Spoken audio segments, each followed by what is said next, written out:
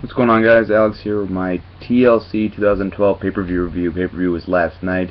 Just got around to reviewing it today, so let's just hop into it right now with the first match on the card, which was a #1 Contenders tag team match, tables match, between Team Rhodes Scholars and Rey Mysterio and Cara.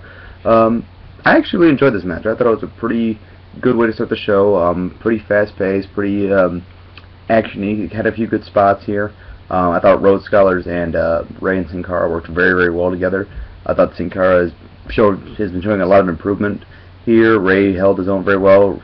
Rhodes and Sandow just continuing to impress me. I think they're a really good tag team. Kind of wish they had like some kind of matching outfit or whatever, attire or something. But it was a good match. Really good way to start the show, and I loved the finish. I thought the finish was very, very cool. Probably one of the better spots that Sin Cara has taken this year, and just really dangerous too. But yeah, that was definitely a solid way to start the show. Next up, we had Antonio Cesaro versus R-Truth in a United States Championship match. This is just TV quality. Apparently, R-Truth had got a big gash in his knee. It's a pretty graphic picture actually online. So they had to kind of cut the match down, but it was like TV quality, so I'll give it a 2 stars. Then we had Wade Barrett versus Kofi Kingston for the Intercontinental title. Good match. These two guys have worked well together in the past. I think they've had better matches before, but this was good. They worked pretty well. Had a nice little pacing. Kofi was impressive. Barrett was impressive. The finish was kind of cool, even if it was a little sloppy. But they had some nice back and forth, so I'll give it 3 stars. Then we had the match of the night, and probably one of the better matches of WWE's in WWE pay-per-views this year. The Shield versus Ryback and Team Hell No in a TLC match. Where do I begin with this match? I mean, this match was just, it was booked perfectly. That's all I can say. The Shield looked very, very dominant, very, very powerful. They had a great tactic. They ganged up on members, took them out, and kept ganging up on another guy. That was just very smart, you don't see that very often in WWE. You don't see that. You see, like, 2 or 3 guys, one guy in a one-on-one match, brawls going on. They ganged up, and that was really smart. And I even like this one part where it was Ambrose and Rollins in the ring with Daniel Bryan, which was like an internet wrestling community mark-out moment. I mean, for that. And Roman Reigns was pacing around the ring, making sure that Kane and Ryback were still down. And I was like, that's smart. That's why doesn't more teams do that? But yeah, this match, the spots amazing. This just great. I mean, everyone looked strong here. Kane, Daniel Bryan, even Ryback looked better than usual. I actually was enjoying Ryback in this match, and I actually think that the making it a pinfall and submission only match really added a lot of extra like excitement to it, and the tables and chairs and ladders were very nicely implicated. Seth Rollins took one of the biggest bumps I've seen in a while. I mean, he went through like 2 chairs, and he smacked the back of his head on one. I'm glad he's okay though, But man, this match was great. This was a great way to debut the Shield. Thank God WWE's finally figured out how to book a stable right and just really give these guys an opportunity. It's a damn shame this wasn't on the main event.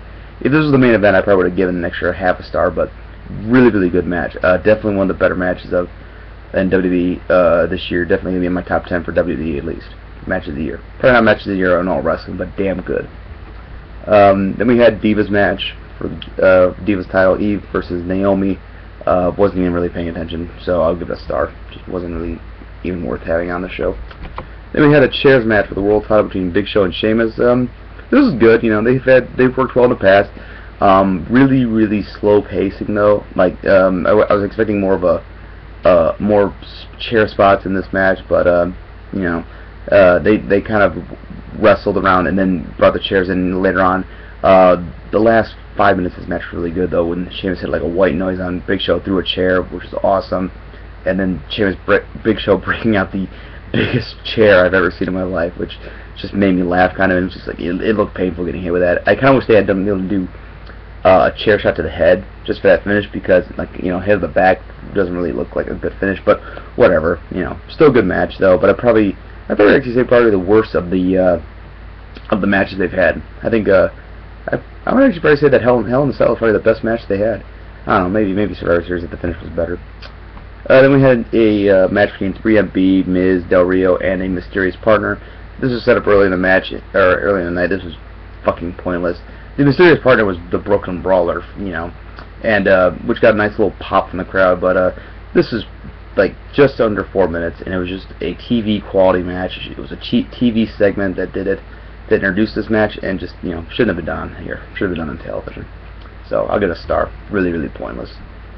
And then we had the main event, which is a ladder match for the World Championship, World Heavyweight Title, Money in the Bank contract between Dolph Ziggler and Cena. This was good. You know, I really enjoyed it. I thought these two guys worked very well together. I thought they did a good job of like using the ladder at spots and using chairs and stuff at spots, but really having a great wrestling match too. So I liked that a lot. And then just rely on tables and ladder spots, which was cool. You don't see that very often nowadays. You know, pretty good. I thought the finish was a little, like, you know, gimmicky and very, you know, storyline, and I think kind of a little overbooked, but it worked, you know, I'll give it that. But, you know, AJ and Vicky, like, trying to wrestle was just god-awful, because, you know, Vicky can't wrestle worth a damn, and, you know, AJ's not the strongest person in the world. She tried to lift up Vicky and looked like dog shit, but whatever. Yeah, these Cena and Ziggler, they work great together. I wish they'd give them a main event program and, like, actually give them, you know, a real feud and not this bullshit, but, yeah, good match. I think if the finish had been better, I would give it 4 stars, but I'll give it 3 3/4. All in all, for this night, I'll give it this whole show an 8 out of 10. Probably one of the better WWE pay-per-views this year. I think it's worth checking out. You know, don't go really out of your way to check it out, except for the Shield, the Ryback and Team Hell No TLC match, which is amazing. I think probably one of the better matches that WWE's done since probably Punk and John Cena from Night of Champions. But yeah, very nicely done. Solid show from WWE, and you know, good way to end the year, I think, for pay-per-view wise. Alright, that's it for now, guys. Take care. Bye.